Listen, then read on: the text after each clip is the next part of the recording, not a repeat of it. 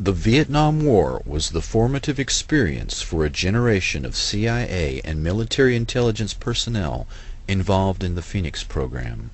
They viewed the military defeat in Vietnam as a betrayal on the home front, a loss of will by domestic political enemies, not a military failure against a nationalistic revolution fought as a guerrilla war. The Phoenix program, assassinating suspected VC sympathizers in a systematic manner, worked well and is the blueprint for the current black operation targeting thousands of loyal Americans using state-of-the-art microwave and radio frequency radiation weapons. The motivation to suppress domestic dissidents and to assassinate loyal American opposition stems from the perception of dissent against the war as treason. This philosophy is stated very clearly in the Mind War paper written by Michael Aquino. The Department of Defense has a huge stake in futuristic technology that kills by ionizing and non-ionizing radiation, leaving little or no trace. The indiscriminate killing of the Phoenix program continues on American soil. The terms soft kill, slow kill, and silent kill refer to the new way of killing the enemy in conflicts short of war and the small wars of the future. The counterinsurgency doctrine has now been applied to the home front, so that the perceived betrayal of the military in Vietnam will not be repeated. The generation of CIA and military intelligence led by Shackley, Helms, Casey, Singlab, Secord, John B. Alexander, Michael Aquino, Paul Vallely, and others have built the perfect beast, using selective assassination that leaves no trace. The ability to cull the human herd with silent kill technology allows a few personalities to remake the entire society in their own image. Extremely low frequency technology slowly drives the target crazy with silent sound, similar to the CIA MKUltra psychiatrist Ewan Cameron's psychic driving technique used to break down the target's personality. The new buzzwords at the Pentagon are synthetic telepathy and psychotronics. Another means of attack on targets is the Smirnov patent that uses subliminal suggestion to manipulate human behavior. This patent was purchased by the remote viewing company Scitech Corporation. Military intelligence officers involved in developing these non-lethal weapons also control Scitech. Emotional manipulation is accomplished using Dr. Michael Persinger's work to remotely project emotional states that the brain entrains or locks onto and emulates. One can broadcast rage or fear at an individual target to manipulate and control them. As if these methods were not enough to torture and murder people, add to this nightmarish toolbox active gang stalking. CIA-created cults and other cause-oriented groups are used by actively harassing them in public in a neutralization technique described in counterintelligence operations manuals that are aimed at enemy agents. In the race to develop a new weapon, it has always been necessary to test it on human beings.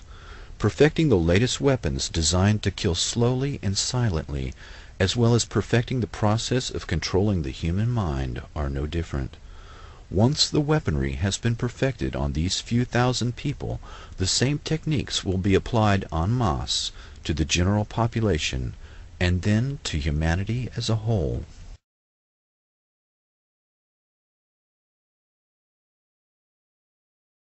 MKUltra was the secret CIA crash program to develop techniques to control the human mind.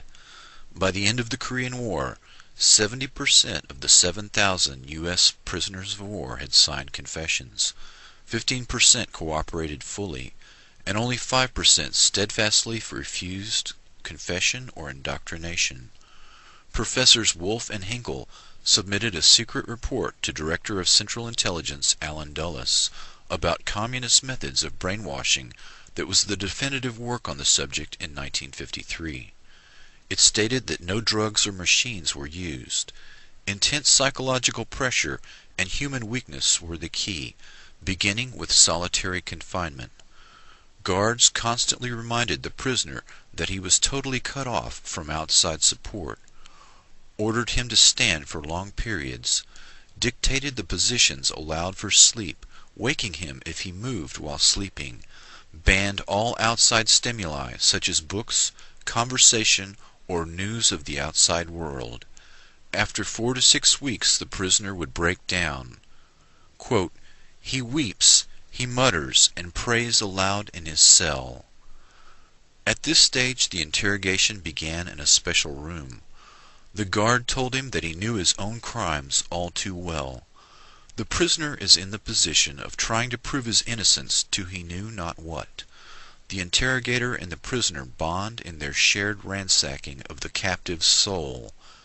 As the interrogation proceeded, the prisoner realized that he could only end his ordeal with a full confession. Quote, "The prisoner feels that something must be done to end this. He must find a way out." According to a KGB man, more than 99% of prisoners sign a confession at this stage. Then the subject was either shot or sent to a labor camp after sentencing. Chinese techniques would move on to re-education of prisoners by moving them into a group cell for political indoctrination, incessant study of Marx and Mao, lectures and self-criticism led to political conversion by group pressure. Prisoners demonstrated their commitment by ferociously attacking any deviations. Constant intimacy with prisoners who reviled him for his resistance pushed the prisoner beyond his emotional endurance. As the prisoner conformed, his cellmates gave increased acceptance and esteem, which reinforced his commitment to the party, for he learned that only his acceptance allowed him to live successfully in the cell. In contrast, the American mind control effort was a mini Manhattan Project, with the conviction that the keys to brainwashing lay in technology. The agency's brainwashing experts gravitated to people in the mold of the brilliant and sometimes mad scientists, obsessed by the wonders of the brain. In 1953, CIA officer Richard Helms chose Dr. Sidney Gottlieb to run the technical service staff. The TSS, through the Office of Research and Development, was given the job of developing poisons to assassinate political opponents, truth serum drugs for interrogating spies, and hypnotic techniques to create unwitting double agents, couriers, and robot assassins. Dr. Gottlieb used Nazi scientists and their state-of-the-art mind control techniques that had been perfected in concentration camps using victims of the Holocaust. General Dwight D. Eisenhower gave his personal approval to exploit the work and research of the Nazis in the death camps. The German doctors were brought to the U.S. and went to work for Project Paperclip. These men were insulated against war crimes charges. The Nuremberg prosecutors were shocked that the U.S. authorities were using German doctors despite their criminal past. Under the leadership of Dr. Strughold, 34 scientists accepted contracts from Project Paperclip and were moved to Randolph Air Force Base in San Antonio, Texas. These personalities began to work on human radiation studies, aviation medicine, microwave technology, and MK-Ultra mind control experiments. The authorization to hire these Nazi scientists came directly from the Joint Chiefs of Staff. The top military brass stated that they wished to exploit these rare minds. Operation Paperclip eventually recruited 9,000 Nazi scientists and technicians to help the U.S. destroy the USSR. Some of these scientists were known as programmers, people skilled in the art of breaking down and controlling the human mind. Dr. Joseph Mengele and others experimented extensively with children and adults using mescaline, electroshock therapy, hypnosis, sensory deprivation, torture, rape, starvation, and trauma bonding in an effort to control the human mind. Dr. Mengele was so successful using the technique of trauma bonding that survivors today still exhibit a profound affection for their torturer, referring to Mengele as Beautiful Joseph. Dr. L. Wilson Green was a Jewish doctor who the Nazis coerced to participate in their experiments at Auschwitz. This individual, whose code name was Dr. Green, came to the U.S. after World War II and began to experiment on adults and children for the military and CIA. The military and CIA copied the Nazi methodology and began numerous programs of their own. The first CIA program was known as MK-Ultra. The MK is an abbreviation for the German words for mind control. By 1953, the CIA, U.S. Navy, and U.S. Army Chemical Corps were conducting their own narco-hypnosis programs on prisoners, mental patients, foreigners, ethnic minorities, and those classified as sexual deviants. To avoid confusion, the dozens of mind control operations will be referred to generically as MK-Ultra. According to MK-Ultra documents and sources, the methodology of mind control works best when severe trauma is administered by the age of 3 years old. Severe trauma, such as rape, applied at the age of 3, will cause the personality to split or dissociate in an attempt to shield the mind from memories of events too painful to endure. The psychiatric terms are multiple personality disorder or dissociative identity disorder, and can be produced accidentally or purposefully. The Three Faces of Eve is the true story of multiple personality disorder created by childhood abuse. Psychic trauma and creation of multiple personalities was eventually codified by programmers into a standard methodology and is typically accomplished by forcing children to observe and participate in the ritual sacrifice of animals and humans, and inducing further psychic trauma by the means of rape and other horrors. The trauma causes the dissociation. This functions much like the partitioning of a hard drive in a computer. The dissociative state is used as an opening to hypnotically induce an alternate shell personality. The programmer will use hypnosis and triggers to call forth the created personality, known as an alter personality. Only 20% of the general population is easily hypnotizable, but trauma at an early age makes people vulnerable to dissociation and thus easily hypnotizable. Typically, the programmer might wear a costume, such as a rabbit suit, and sacrifice a rabbit in front of the child victims before they are physically traumatized. The image of the rabbit, a phrase from Alice in Wonderland, or similar paired images are used as the triggers to call forth the alter personality. The method works best when the trauma is repeated around 6 years of age. A few years later, the child victim's IQ test and personality test are evaluated to determine whether the child may be trained in assassination, sexual blackmail, drug courier, or other role. The subject can be hypnotized and used for operations, but would only be consciously aware of the sense of lost time. Dr. Sidney Gottlieb employed these early programmers and concentrated on the use of LSD for mind control and exotic poisons and drugs for political assassinations. He personally gave LSD to an unknowing fellow scientist, Dr. Frank Olson, who worked for the Army Chemical Corps Special Operations Division at Fort Detrick. His job was developing biological weapons. Dr. Olson committed suicide by jumping through the window of a 10th floor hotel. Dr. Gottlieb concealed his actions, and the Olson family was unaware of the cause of his suicide until 27 years later, when the facts emerged during a congressional hearing on CIA abuses. The link between Gottlieb and Olson illustrates how the different elements of biological and chemical weapons, radiation testing, and MK-Ultra were all intertwined. Dr. Ewan Cameron was president of the American and Canadian Psychiatric Associations. He ran the Allen Memorial Institute, which was founded in 1943 with funds from the Rockefeller Foundation. Nazi paperclip scientists made their way into the CIA and military-sponsored mind control programs here in the United States and Canada. Some of these scientists were friends of Dr. Cameron.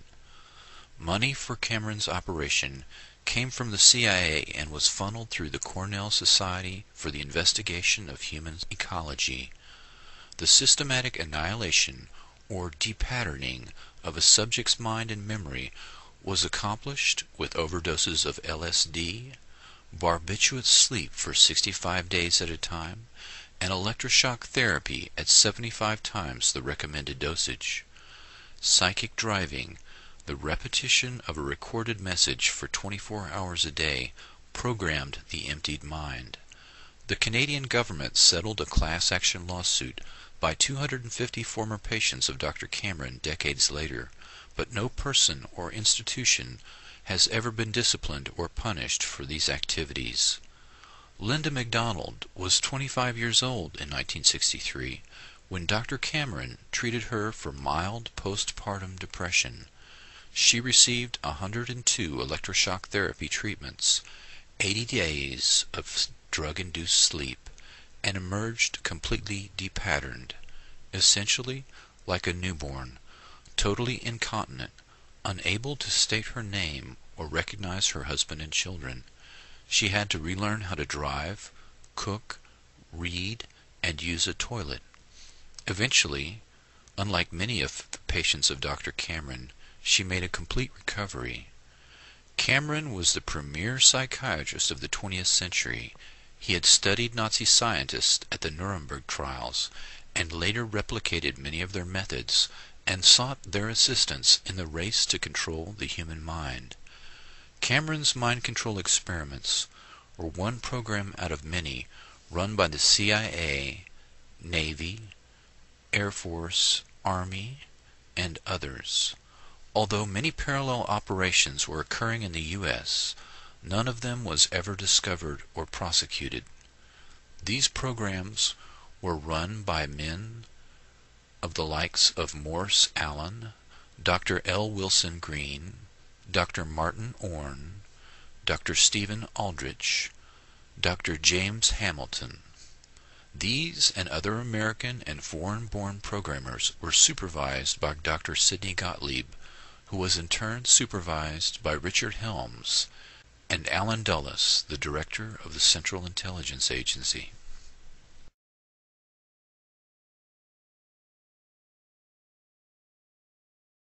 I was tired, I was depressed, my back was hurting. And so he said to the children's father, why don't you go to Montreal and visit this Dr. Ewan Cameron, this famous man who has all of these accolades, and have an assessment. So we went. My medical file even says that I took my guitar with me. And that was the end of my life. Within 3 weeks, Dr. Cameron decided to call me an acute schizophrenic and ship me up to the sleep room. I was in a coma for 86 days. 86 days of unbroken sleep. Yeah. Total comatose state. I had to be toilet trained. I was a vegetable. I had no identity. I had no memory. I'd never existed in the world before. Like a baby. Just like a baby that has to be toilet trained. Pictures, and I know who that is, who they are, but I don't remember them as my children at all. I mean, I know that they came from my body, but there's no, that's all. I don't know, and that's because I was told that. So these are my children. Linda MacDonald would hound the federal government for 4 years before finally in 1992, Ottawa grudgingly agreed to compensate her and some of Dr. Cameron's other victims $100,000 each. Richard Helms ran the Dirty Tricks Department after the Bay of Pigs and became Director of Central Intelligence in 1966. He destroyed the archive on MKUltra when he left in 1972 and successfully covered up the crimes of MKUltra. Helms was a product of the Eastern establishment. His grandfather was president of the Federal Reserve. Helms, like Gottlieb, was a Machiavellian character who used paperclip scientists and would stop at nothing to win. He advocated low-intensity warfare, transmitting strategic subliminal messages to the brains of enemy populations, and the use of high frequencies to affect memory and the unconscious mind. In 1964, he wrote a memo to the Warren Commission where he mentions biological radio communication. Quote, cybernetics can be used in molding of a child's character, the inculcation of knowledge and techniques, the amassing of experience, the establishment of social behavior patterns, all functions which can be summarized as control of the growth processes of the individual. In 1953, MK Ultra relied on LSD, but by the 1960s the emphasis had changed to biological radio communication. MK Ultra had 149 sub-projects that encompassed nearly every aspect of human behavior and social science. In the 1977 Senate hearings, former CIA Director Admiral Stansfield Turner stated that the program took place at 80 institutions, including 44 universities, 15 private companies, 12 hospitals, and 3 prisons. MK Ultra Subproject 119 was the foundation of all non-lethal weapons programs currently active and included a summary of 5 areas, one of which is entitled Techniques of Activation of the Human Organism by Remote Electronic Means. This memo was dated August 17, 1960, and when viewed with other evidence that was not destroyed, shows significant interest in radio frequency weapons and direct control of human behavior at a distance. By 1960, the CIA dropped emphasis on the use of LSD in favor of electronic influence. This aspect of the research is where the greatest modern emphasis has been, rather than chemical or biological agents, both of which violate existing treaties and leave physical traces. Dr. Stephen Aldrich took control of the Office of Research and Development in 1962 from Dr. Sidney Gottlieb. Aldrich started Operation Often, an investigation into the occult with the help of Houston sorceress Sybil Leek. CIA behaviorists carefully studied every aspect of the occult underground. The Scientific Engineering Institute, SEI, was a CIA cutout that had been set up in 1956 to study radar. In 1962, SEI set up a lab to study the effects of electrodes deep in the brain. In 1972, SEI also sponsored a course at the University of South Carolina in rituals of demonology and voodoo.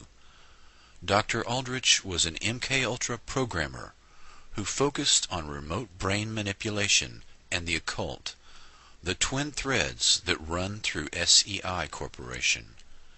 In 1962, a CIA manual focused on radiohypnotic intracerebral control, RHIC, which was developed by the Pentagon. Quote, when a part of your brain receives a tiny electrical impulse from outside sources, such as vision, hearing, etc., an emotion is produced.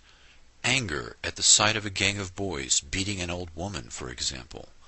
The same emotions of anger can be created by artificial radio signals sent to your brain by a controller.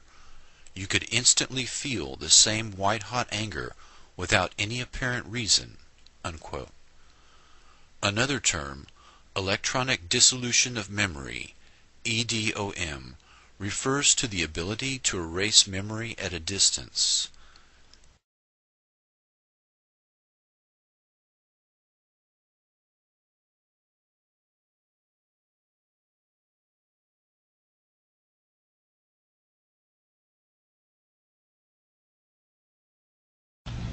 I'm Christy Nicola, born July of 1962, rendering me 32 years of age. I was a subject in radiation as well as mind control and drug experiments performed by a man I knew as Dr. Green. I was a subject from 1966 to 1976. Dr. Green performed radiation experiments on me in 1970, focusing on my neck, throat, and chest, 1972 focusing on my chest and my uterus in 1975. Each time I became dizzy, nauseous, and threw up. All these experiments were performed on me in conjunction with mind control techniques and drugs in Tucson, Arizona. Dr. Green was using me mostly as a mind control subject from 1966 to 1973. His objective was to gain control of my mind and train me to be a spy assassin. I was in what looked like a laboratory, and there seemed to be other children. I was strapped down, naked, spread eagle, on a table, on my back. Dr. Green had electrodes on my body, including my head. He used what looked like an overhead projector and repeatedly said he was burning different images into my brain while a red light flashed aimed at my forehead. In between each sequence, he used electric shock on my body and told me to go deeper and deeper, while repeating each image would go deeper into my brain, and I would do whatever he told me to do. I felt drugged because he had given me a shot before he started the procedure. When it was over, he gave me another shot. The next thing I remember, I was with my grandparents again in Tucson, Arizona. I was 4 years old. You can see from this experiment that Dr. Green used trauma, drugs, post-hypnotic suggestion, and more trauma in an effort to gain total control of my mind. He used me in radiation experiments both for the purposes of determining the effects of radiation on various parts of my body and to terrorize me as an additional trauma in the mind control experiments. The rest of the experiments took place in Tucson, Arizona, out in the desert. I was taught how to pick locks, be secretive, use my photographic memory, and a technique to withhold information by repeating numbers to myself. Dr. Green moved on to wanting me to kill dolls that looked like real children. I stabbed a doll with a spear once after being severely traumatized, but the next time I refused. He used many pain induction techniques, but as I got older, I resisted more and more. He often tied me down in a cage, which was near his office. Between 1972 and 1976, he and his assistants were sometimes careless and left the cage unlocked. Whenever physically possible, I snuck into his office and found files with reports and memos addressed to CIA and military personnel. Included in these files were project, subproject, subject, and experiment names with some code numbers for radiation and mind control experiments, which I have submitted in your written documentation. I was caught twice, and Dr. Green ruthlessly used electric shock, drugs, spun me on a table, put shots in my stomach, in my back, dislocated my joints, and hypnotic techniques to make me feel crazy and suicidal. Because of my rebellion and growing lack of cooperation, they gave up on me as a spy assassin. Consequently, the last 2 years, 1974 to 1976, Dr. Green used various mind control techniques to reverse the spy assassin messages to self-destruct and death messages. His purpose? He wanted me dead, and I struggled to stay alive all of my adult life. I believe it is by the grace of God that I am still alive. These horrible experiments have profoundly affected my life.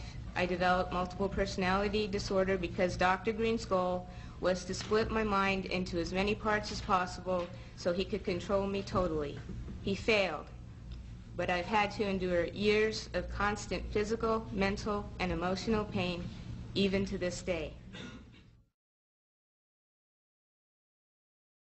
Between the years of 1957 and 1984, I became a pawn in a government scheme whose ultimate goal was mind control and to create the perfect spy, all through the use of chemicals, radiation, drugs, hypnosis, electric shock, isolation in tubs of water, sleep deprivation, brainwashing, verbal, physical, emotional, and sexual abuse. I was exploited unwittingly for nearly 3 decades of my life, and the only explanations given to me were that, quote, the end justifies the means, and, quote, I was serving my country in their bold effort to fight communism. I can only summarize my circumstances by saying they took an already abused 7-year-old child and compounded my suffering beyond belief. The saddest part is, I know for a fact that I was not alone. There were countless other children in my same situation, and there was no one to help us until now.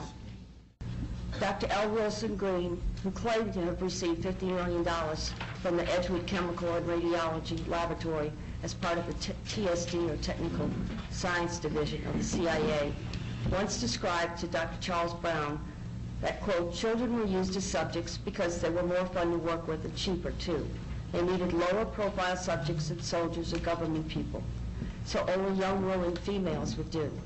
Besides, he said, I like scaring them. They in the agency think I'm a god, creating subjects and experiments for whatever deviant purposes Sid and James can think up. Sid being Dr. Sidney Gottlieb, James, Dr. James Hamilton. In 1958, I was to be tested, they told me, by some important doctors from the society, or the Human Ecology Society, and I was instructed to cooperate. I was told not to look at anyone's faces and try hard not to ignore any names, as this was a very secret project. But I was told to be brave, and all these things would help me forget. Naturally, as most children do, I did the opposite and remembered as much as I could. Dr. John Gittinger tested me, Dr. Cameron gave me the shocks, and Dr. Green the x-rays. Then I was told by Sid Gottlieb that, quote, I was right for the big A, or meaning artichoke. By the time I left to go home, just like every time from then on, I would remember only whatever explanations Dr. Robert G. Heath at Tulane Medical University gave me for the odd bruises, needle marks, burns on my head, fingers, and even the genital soreness. I had no reason to believe otherwise.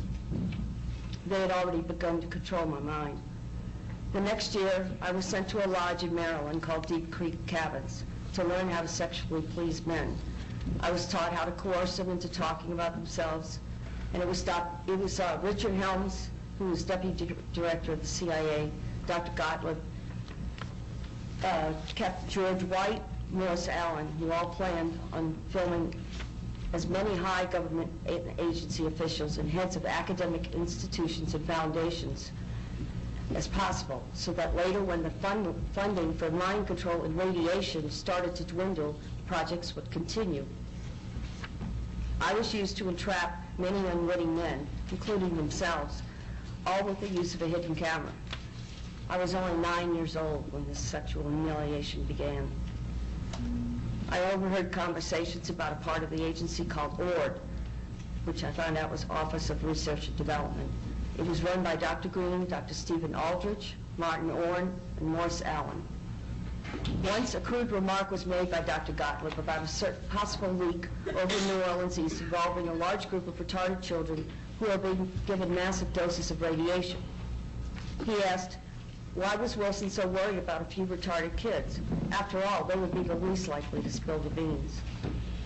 Another time, I heard Dr. Martin Orne, who was the director then of the scientific office and later the head of the Institute for Experimental Research, state that, quote, in order to keep more funding coming from different sources for radiation and mind control projects, he suggested stepping up the amounts of stressors used and also the blackmail portion of the experiments. He said it needed to be done faster than to get rid of the subjects, or they were asking for us to come back later and haunt them with our remembrances. I've already submitted as much information as possible, including conversations overheard of the people, agencies responsible. I'm able to report all this to you in such detail because of my photographic memory and the arrogance of the doctors, the arrogance of the people involved. They were certain they would always control my mind. Although the process of recalling these atrocities is not an easy one, nor is it without some danger to myself and my family, I feel the risk is worth taking.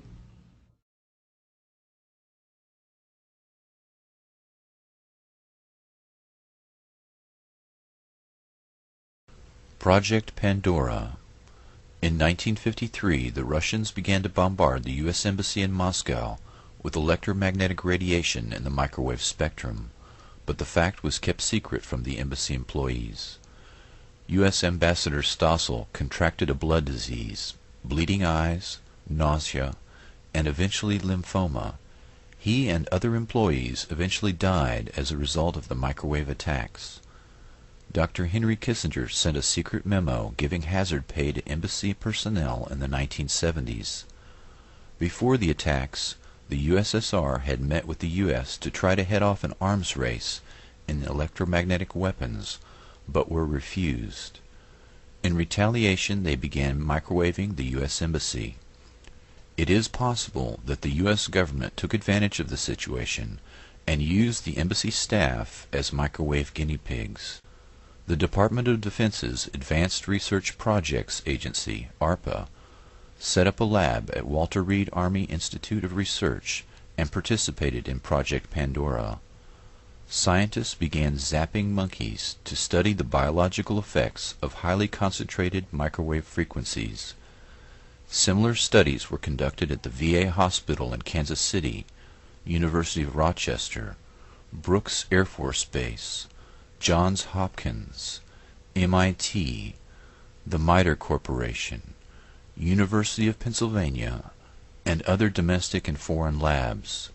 In one study, Dr. Jose Delgado experimented on 4 human subjects using radio waves, reporting they experienced different emotions, sensations, and colored visions. Delgado stated that these weapons were, quote, more dangerous than atomic destruction. With knowledge of the brain, he said, we may transform, we may shape, direct, roboticize man. I think the great danger of the future is that we will have roboticized human beings who are not aware that they have been roboticized, unquote. Dr. Delgado was in fact responsible for the development of a brain transponder that was used to roboticize human subjects. In the councils of government, we must guard against the acquisition of unwarranted influence, whether sought or unsought, by the military-industrial complex. The potential for the disastrous rise of misplaced power exists and will persist. 5, 4, 3, 2, 1.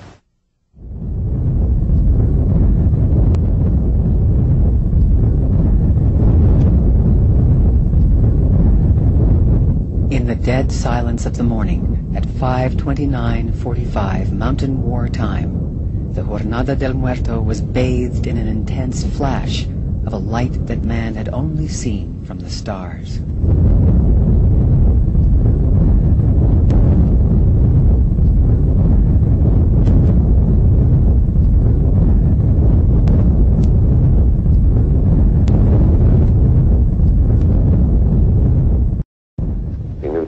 Not be the same.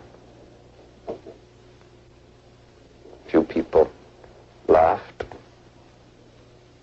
Few people cried. Most people were silent. I remembered the line from the Hindu scripture, the Bhagavad Gita. Vishnu is trying to persuade the prince that he should do his duty, and to impress him takes on his multi-armed form and says, now I am become death, the destroyer of worlds. I suppose we all thought that one way or another.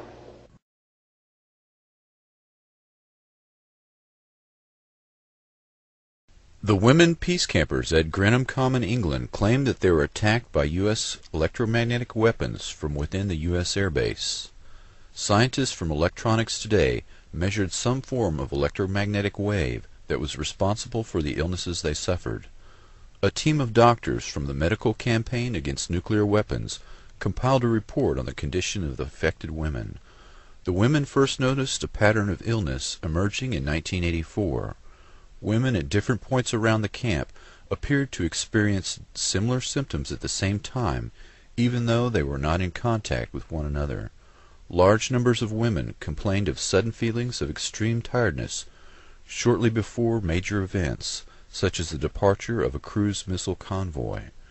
Readings taken with a wide-range signal strength meter showed marked increases in the background signal level near one of the women's camps at the time they claimed to be experiencing ill effects, including vertigo, retinal bleeding, burnt face even at night, nausea, sleep disturbances, palpitations, loss of concentration, loss of memory, disorientation, severe headaches, temporary paralysis, faulty speech coordination, irritability, and a sense of panic in non-panic situations, and in one case, a circulatory failure that required emergency treatment.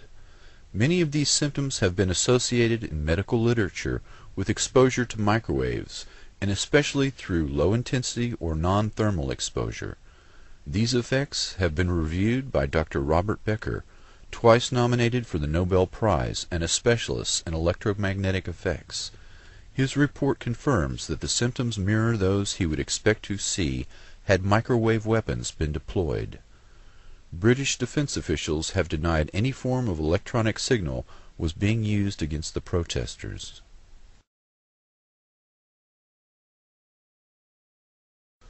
The Department of Justice Electromagnetic Weapons Program. The Department of Defense uses the Department of Justice to develop and test non-lethal weapons as an aspect of deniability because many of these applications violate existing treaties. By using the Department of Justice and classifying these programs as crowd control, they are able to avoid scrutiny and can violate the spirit of the law without technically being in violation of international treaties. In 1993, the National Institute of Justice Initiative on Less Than Lethal Weapons recommended that state and local police departments in America utilize psychotronic, electromagnetic, and other mind control weapons against American citizens involved in, quote, domestic disturbances, an open-ended term that could include family arguments. The report said, quote, short-term research will be completed to adopt military technology to use by domestic law enforcement, including laser, microwave, and electromagnetic weapons, unquote. The Washington Post reported, quote, the Pentagon and the DOJ have agreed to share state-of-the-art military technology with civilian law enforcement agencies, including exotic non-lethal weapons, unquote. This new approach to law enforcement was showcased in a 3-day secret conference on non-lethal weaponry at the Applied Physics Laboratory at Johns Hopkins University in Maryland. The conference head was Colonel John B. Alexander, Program Manager for Non-Lethal Psychotronic Defense, Los Alamos National Laboratory. Attending the meeting was Attorney General Janet Reno, military weapons specialists, and representatives from state and local police departments. Subjects included radio frequency weapons, high-powered microwave technology, acoustic technology, voice synthesis, and application of extreme frequency electromagnetic fields to non-lethal weapons. Question about some of the technology that you're developing to fight the war on terror, specifically directed energy and high-powered microwave technology. When do you envision that you can weaponize that type of technology? Goodness, it is in, for the most part, the kinds of things you're talking about are in varying early stages. Do you have anything you'd add? I don't think I would add much. I think they are in early stages and probably not ready for employment at this point. But you sound like you're willing to experiment with it. I think that's the point, and I think, and we have, I think, from the beginning of this conflict, I think General Franks has been very open to looking at new things if there are new things available, and has been willing to put them into the fight even before they've been fully wrung out. And I think that's not referring to these two particular cases of directed energy or high-powered microwave, but sure.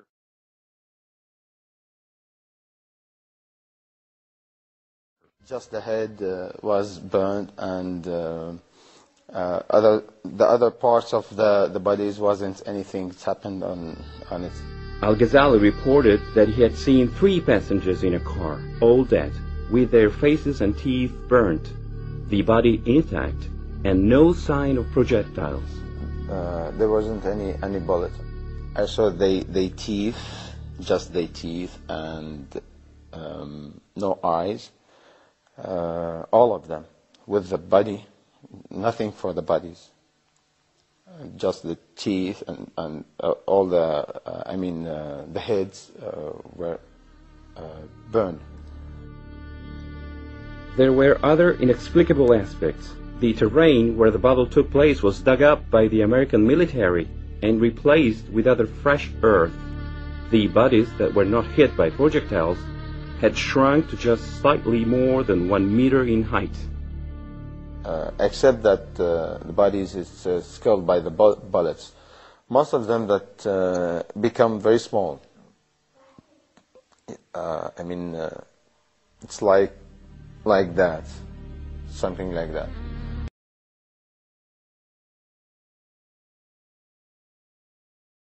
Talk with the colleague Dr. Saad Al-Faluji, which is the chief surgeon in that hospital. Dr. Al-Faluji said me that from the survivors that he operated, that they said they did not hear any noise. So there was no explosion to hear, no metal fragments or shrapnels or bullets in the bodies. So they themselves were thinking of some strange kinds of weapon which they did not know. No gunshot wounds. No. I don't know what it was really. We are here 10 surgeons. We couldn't decide what was the weapon which been hit this car. But inside the bodies you did not discover ordinary bullets. All of them we didn't find bullets. Yeah. We didn't find bullets. But most of the injured people been dead, so they took them immediately to the refrigerator. We couldn't dissect and see. But those who are alive, we couldn't find any kind of shells. We didn't find shells inside their body. Outside, it seems to be a new weapon. It seems a new weapon. They try to do experiments on our civilian. We don't know what was. Nobody can identify what the type of this was. 26 in the past. About 20 of them. Some of them have no head. The head being cut. Some of them, the arms, the legs. The only one who didn't injure was the driver. And really, I don't know how he reached our hospital. Because one hand, one arm was in his lap. One head beside him. It was a very, very strange, horrible thing. In the roof of the car, there was part of the body, momentum, intestine, brains. Yes, all parts of the body. It was a miserable, very, very, very, very miserable. I told them before. Do you have idea with what kind of weapons they attacked that bus? The bus, we didn't know what kind of weapon would be hit. Really, what we saw, cut arms, cut legs, cut head, abdomen, open abdomen.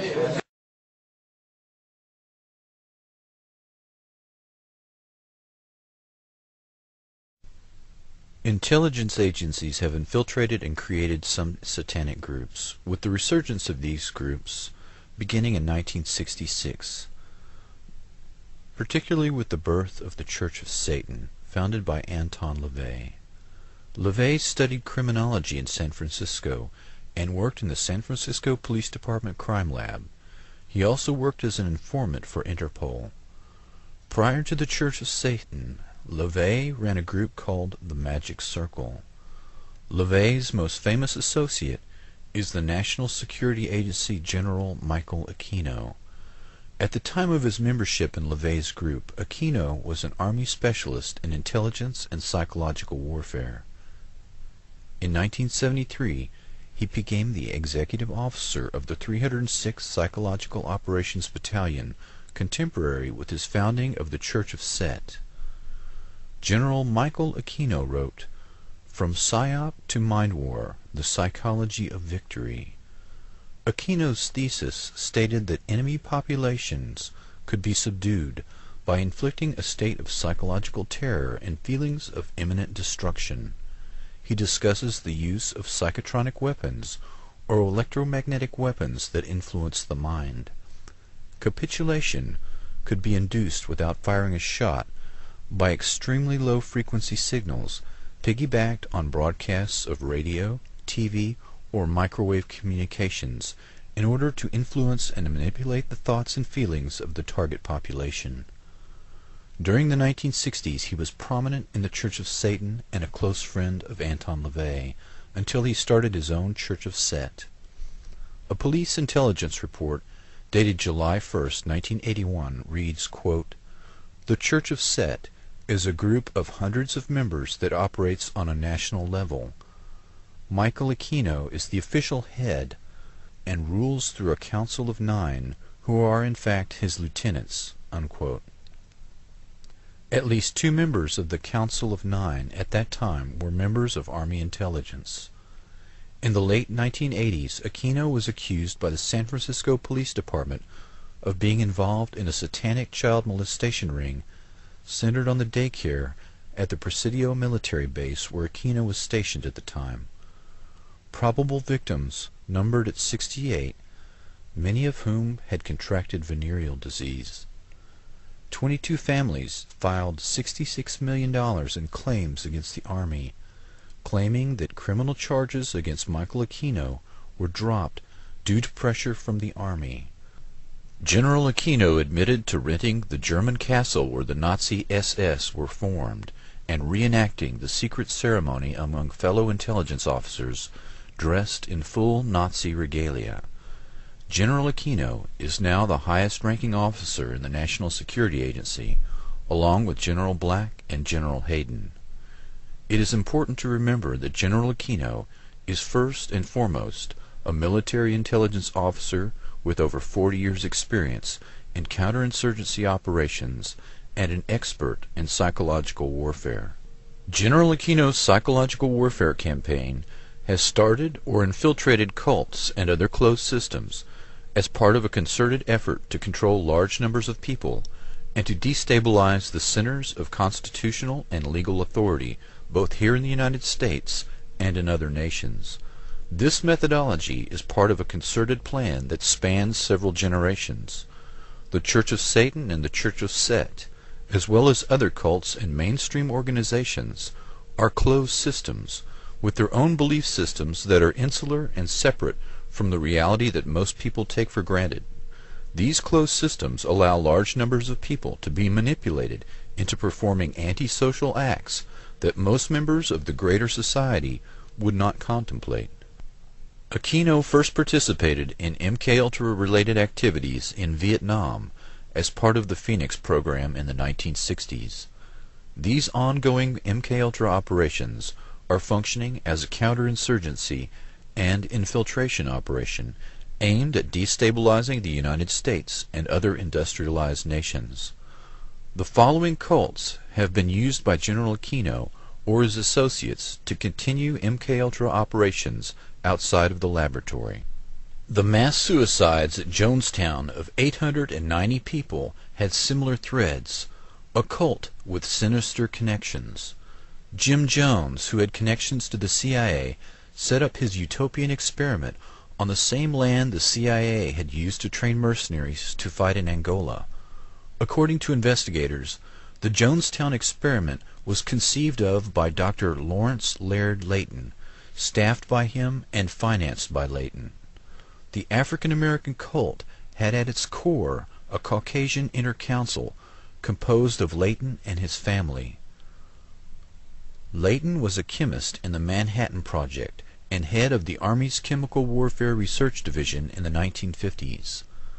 The People's Temple cult took over the Mendocino State Hospital as a part of a government pilot project to evaluate the feasibility of deinstitutionalizing mental patients. After a reduction in state funding, most of the patients at the Mendocino State Psychiatric Hospital were released into the custody of the People's Temple. Congressman Leo Ryan was assassinated in his attempt to investigate the cult. The pathologist in Guyana reported 80 to 90% of the victims' bodies had fresh needle marks. Other victims had been shot or strangled.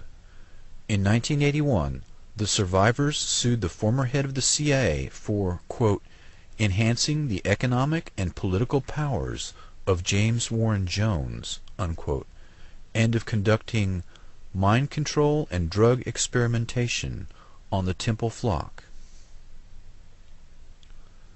The Manson family was associated with the Process Church, which according to the Utah Department of Public Safety moved to southern Utah and changed their name to the Foundation.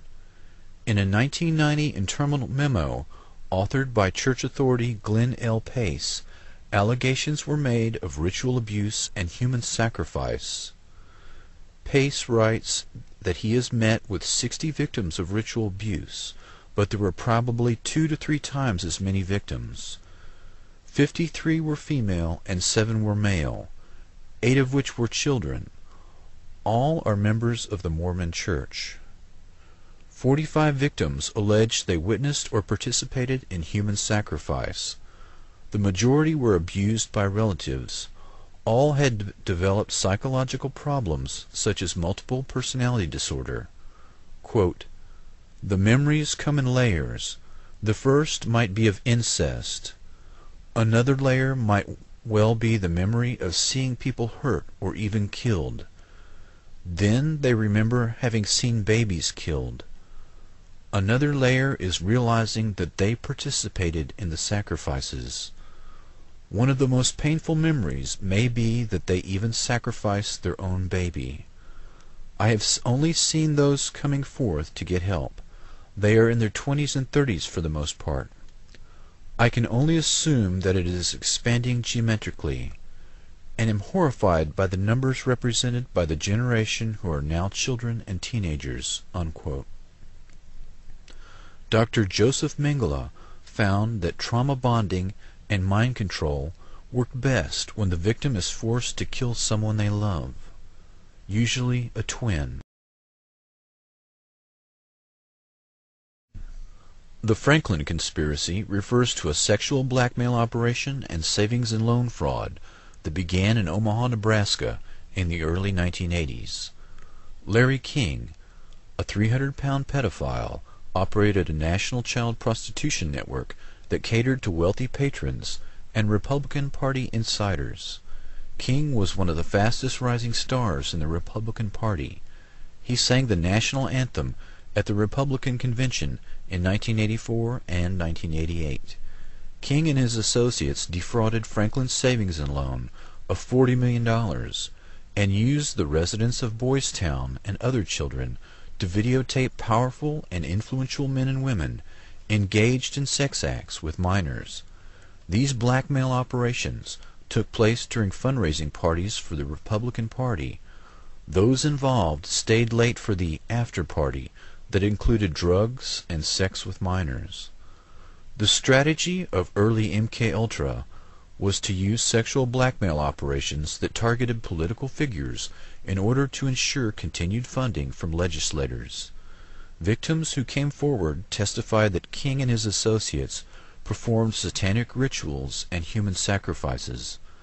Many of the children who came forward with their stories have since been murdered or imprisoned. The most prominent and vocal victim has been held in solitary confinement longer than any other person in Nebraska history. Larry King served 2 years for fraud and was promptly employed by his good friend, the editor of an Omaha newspaper.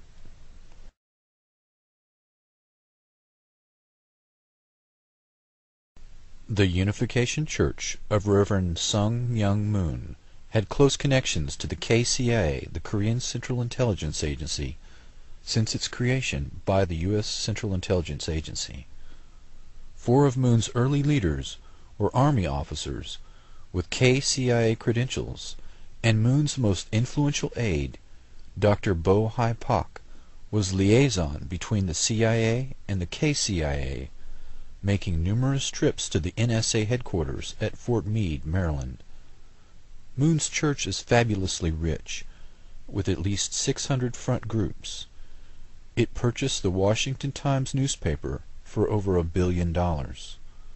Moon has claimed that he is the reincarnation of Jesus, Buddha, and Mohammed. He preaches love, but attacks his critics mercilessly, and uses the terminology of violence and apocalyptic revelation. In March of 2004 in Washington, D.C., the Reverend Moon was crowned as the Prince of Peace in a ceremony at the Dirksen Senate Office Building in the presence of 86 U.S. congressmen and 26 UN ambassadors. The Children of God cult in Argentina has been involved in ritual abuse of children for decades, but has evaded conviction, despite voluminous, undeniable evidence and victim testimony. David Moses Berg founded the church in the 1970s and advocated using sex to entice new members into the church. Berg's own children and former members have stated that they were forced into sex between the ages of 4 and 10 years old with high-level church members. The victims also testified to a sexual blackmail and infiltration campaign aimed at some of the most powerful men in Europe, particularly in the media, legal community, and government. Powerful figures of political and financial support for the family include Libyan President Muammar Gaddafi, Chilean dictator Augusto Pinochet, and King Juan Carlos of Spain. The sect currently estimates its numbers at 300,000 converts in 60 countries. In 1992, the Family Children's Choir sang in the White House for Barbara Bush to kick off a Christmas show in the East Room. The sect also sang for George Bush Sr. after he toured the damage of Hurricane Andrew in South Florida. The Cult Awareness Network was founded 2 decades ago in the wake of the mass suicides in Guyana that claimed the lives of 890 of Jim Jones' followers. The nonprofit national organization assisted the desperate loved ones of people caught up in the cult scene. The organizations targeted by CAN were the KKK, the Aryan Nations, dozens of obscure fundamentalist and evangelical Christian groups, the Church of Satan, the Moonies, followers of political extremist Lyndon LaRouche, and the Church of Scientology. An organized blizzard of lawsuits produced judgments totaling $5 million and led to CAN's financial ruin. In 1996, their logo, furniture, and phone number were auctioned off by a bankruptcy judge. Scientology lawyers took possession of 20 years' worth of CAN's highly sensitive case files containing information on thousands of people who had turned to CAN for help in rescuing their friends and relatives. Scientology is known for harassing its enemies and retaliating against suppressives, people who ridicule Scientology teachings. These teachings include L. Ron Hubbard's decree that humans are made up of clusters of spirits called Thetans, who were banished to Earth about 75 million years ago by an evil galactic ruler named Xenu. Hubbard was a pulp fiction writer who'd served in the Navy and hit it big in 1950 by coming up with the concept of Dianetics that he dubbed a modern science of mental health that remained at the core of Scientology practice. One of its staples is a simplified lie detector called an E-meter, which is supposed to measure electrical changes in the skin while subjects discuss intimate details of their lives. Hubbard claimed that unhappiness sprang from mental aberrations called engrams, and that counseling sessions with the E-meter could help rid them of them. Scientologists refer to the extensive and expensive process of clearing the mind in order for this to occur as auditing. But during the 1970s, the IRS conducted some auditing of its own and accused L. Ron Hubbard of skimming millions of dollars from the church, laundering it through dummy corporations, and stashing it in Swiss bank accounts. Although he died before the case was adjudicated, his wife and 10 other former church leaders went to prison in the early 1980s for infiltrating, burglarizing, and wiretapping dozens of private and government agencies in an attempt to block their investigations.